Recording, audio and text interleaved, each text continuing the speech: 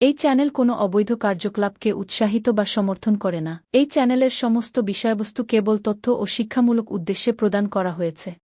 নমস্কার, আশা করি আপনারা ভালো আছেন, সুখে শান্তিতে আছেন, দিনগুলো আপনাদের ভালো কাটছে, কাজকর্ম ভালো হচ্ছে, আপনারা বহাল তবিয়তে আছেন। প্রথমে নমস্কার নেবেন আমার বন্ধু।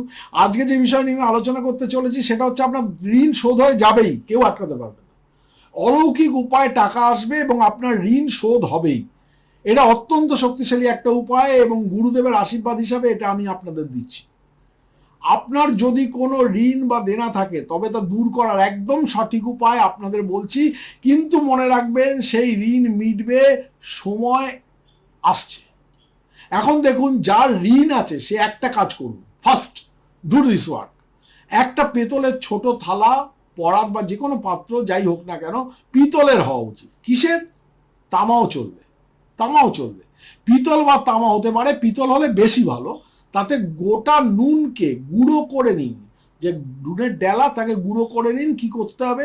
শুক্রবার দিনই গুঁড়ো করতে হবে। রূপোর থালা হলে ভালো, কিন্তু আমি জানি এটা সবার ঘরে থাকে না। কারো ঘরে থাকলে রূপোর পাত্রে ভরতে পারেন, নয়তো পিতল বা তামার বা স্টিল বা কাঁসায় করবেন না। পিতল বা তামায় করবেন, স্টিল বা কাঁসায় করবেন। পিতল বা তামায় করবেন, স্টিল বা কাঁসায় করবেন না। মাটির নতুন পাত্রেও করতে পারেন। বোঝা গেল? মাটির থালায় গোটা নুন ভালো করে গুঁড়ো করে বেশ ভালো করে নিন। ধরুন থালাটা এরকম ভালো করে গুঁড়ো করে ভর্তি করে নিন। গোটা নুন গুঁড়ো করে ওই থালায় ভরে দিন, মানে ভরে নিতে হবে। আর কতটা নুন লাগবে? 250 গ্রাম। 250 গ্রাম নুন লাগবে। প্রথমে নিজের ঘরের দেবদেবীকে ধূপদীপ দেখান। প্রথমে থালায় নুন ভরে নিলেন, তারপর নুনটা রেখে ঘরের দেবদেবী কুলদেবী যিনিই থাকুন না কেন তাকে ধূপদীপ দেখান। প্রথমে প্রণাম করে নিন। তারপর আপনার ঠিক কতটা ঋণ আছে তা তো আপনি নিজেই জানেন। কত ঋণ আছে? 1 লাখ, 10 লাখ, 2 লাখ, 5 লাখ, 7 লাখ, কিছু তো একটা হবে।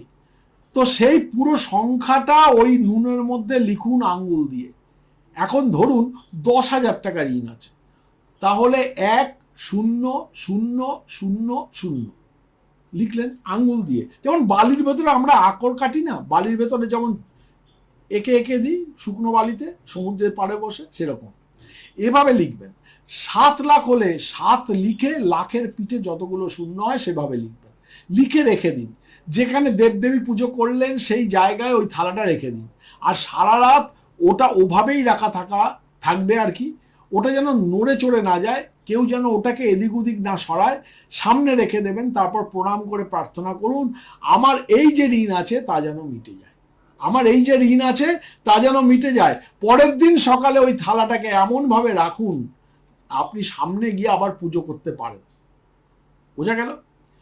ভিডিওটা ভালো লাগতে শুরু করে থাকলে লাইক দিতে ভুলবেন না। এখনো যারা আমার চ্যানেলে সাবস্ক্রাইব করেনি অতি অবশ্যই নিচে সাবস্ক্রাইবার বাটনে ক্লিক করে পাশে নোটিফিকেশন বেলটি অলে নিয়ে গিয়ে সেট করে দেবেন, তাহলে পরপর ভিডিও পাবেন। যাই হোক, যেটা বলছিলাম, একদম ওভাবে রেখে দিন, ওটা যেন নড়ে না যায় আর লেখার সংখ্যাটা যেন মুছে না যায়। পরের দিন আবার পুজো করুন। কি করতে হবে? বিশেষ কোনো পুজো নয়, একটা ছোট্ট প্রদীপ আর ধূপ জ্বালুন, ব্যাস। আপনি রোজ যেভাবে পুজো করেন সেভাবেই, বিশেষ কোনো আলাদা করে পুজো করার দরকার নেই। একটা ফুল চড়ালেন, ধূপ দ্বীপ দিলেন, আপনার ইচ্ছা বলে নৈবেদ্য বা ফল আপনারা অর্পণ করলেন। আপনি রোজ যেভাবে পুজো করেন সেইভাবে করুন। এবার দেখুন থালায় লেখা যে সংখ্যাটা আগের মতোই আছে নাকি মুছে গেছে। যদি আগের মতোই থাকে তবে এটা নিয়ে কোনো একটা ছোট মাটির কলসিতে বা মটকায় ভরে দিন, যতটা নুন ধরে আর কি। যদি মুছে গিয়ে থাকে আবার নতুন করে এটাকে করতে হবে। আর যদি সংখ্যাটা একদম একই রকম থাকে, একটুও না নড়ে, তবে এটাকে মাটির কলসিতে ভরে দিন। ছোট কলসি নিয়ে নেবেন, নুনটা ভালো করে ওটার ভেতরে ভরে দেবেন, উপরে একটা লাল কাপড় বেঁধে দেবেন। কি করতে হবে? কাপড় বেঁধে এটাকে ওই সেই দেবস্থানের আশেপাশে কোথাও রেখে দিন। 11 দিন ওইভাবেই রাখা থাকবে, 11 ডেজ। 11 দিন পূর্ণ যেদিন হবে, যদি আজ ধরুন শুক্রবার হয় তবে সোমবার 11 দিন হবে। শুক্র শনি রবি সোম, মঙ্গল বুধ বৃহস্পতি, শুক্র শনি রবি সোম, সোমবার দিন 11 দিন হবে। আজ বুধবার হলে শনিবার দিন 11 দিন হবে। যেদিন রেখেছেন সেদিন থেকে 11 দিন গুনবেন। 11 দিন পুরো হয়ে গেলে আশেপাশে কোনো পবিত্র নদী থাকলে ভালো, নয়তো নদী যতই দূরে হোক না কেন, যেখানে নদী বইছে সেই বহমান স্রোতের জলে, নদীর জলের কাছে যান, সেখানে গিয়ে নদীতে এই বলে ভাসিয়ে দিন যে আমার নুন যেভাবে জলে ভেসে গলে চলে যাচ্ছে, আমার ঋণও যেন এইভাবে ভেসে চলে যায়। বোঝা গেল? এইবারে ওইটা বলে নদীর জলে থেকে আপনারা চলে আসুন, অলৌকিক উপায়ে টাকা আসবে। আশ্চর্য হয়ে দেখবেন অলৌকিক উপায়ে আপনার টাকা আসবে এবং আপনার ঋণ শোধ হতে শুরু করবে। এটা অত্যন্ত শক্তিশালী একটা উপায়। আমি গুরুদেবের আশীর্বাদে হিসেবে এটা আমি আপনাদের দিচ্ছি। আপনারা এই কাজটি কেবল শুক্রবার দিনই করবেন। কোন দিন? শুক্রবার দিন করবেন। প্রথমে ঘরের কুলদেবতা বা ইষ্ট দেবতার পূজা করতে হবে। পূজা করার আগে এই নুনটাকে প্রথমে থালায় ভরে রাখতে হবে। প্রথমে থালায় নুন ভরবেন, তারপরে পূজা করবেন, তারপরে সংখ্যাটা লিখবেন। যদি 10,000 টাকা হয় 10000, যদি 20,000 টাকা হয় 200000, এভাবে সংখ্যায় লিখবেন। যদি 7 লাখ টাকা হয় 7, তারপর যতগুলো শূন্য হয়। যদি 6 লাখ টাকা হয় 6, তারপর যতগুলো শূন্য হয়। ঋণের পরিমাণ একদম সঠিকভাবে লিখে রেখে দেবেন। পরের দিন যদি ওটা মুছে যায় তাহলে বুঝবেন কোনো গ্রহ দোষ আছে। কেউ না নাড়ালেও যদি ওটা নিজে থেকে মুছে যায় তবে কোনো না কোনো গ্রহ দোষ আপনার আছেই আছে। সকালে এসে দেখবেন যে লেখাটা পুরো সমান হয়ে মুছে গেছে, কিচ্ছু নেই। তখন আবারও একটা নতুন করে পুজো করে নতুন করে লিখবেন। আগের ওই নুনটা ফেলে দিয়ে অন্য নতুন নুন এনে আবার লিখবেন। আর প্রার্থনা করবেন, হে কৃষ্ণগিরির পদ্মাবতী ভৈরবজি মহারাজ, হে গুরু মহারাজ, সমস্ত গ্রহদোষ নিবৃত্তি করে আমার কাজ সম্পূর্ণ করুন। হে কৃষ্ণগিরির পদ্মাবতী ভৈরবজি মহারাজ, হে গুরু মহারাজ, সমস্ত গ্রহদোষ নিবৃত্তি করে আমার কাজ সম্পূর্ণ করুন। এটা লিখে দেবেন। এটা লিখে নিন, ভালো করে লিখে নিন, টুকে নিন। আমি যেটা বলছি আবার বলছি, হে কৃষ্ণগিরির পদ্মাবতী ভৈরবজি মহারাজ, হে গুরু মহারাজ, সমস্ত গ্রহদোষ আমার নিবৃত্তি করে আমার সম্পূর্ণ কাজটা সম্পূর্ণ করে দিন। পরের দিন এসে দেখবেন ওটা আর মোছেনি, একদম ঠিক আছে। প্রথমবার করলে যদি প্রথম গ্রহদোষের কারণে মুছে যায় তবে দ্বিতীয়বার আবার করে ওটা কলসিতে ভরে নিন, 11 দিন রাখুন, তারপর ওটা নিয়ে গিয়ে বহমান নদীতে ভাসিয়ে দিন। অলৌকিক উপায়ে আপনার সমস্ত ঋণ কিন্তু মিটে যাবে, সমস্ত ঋণ।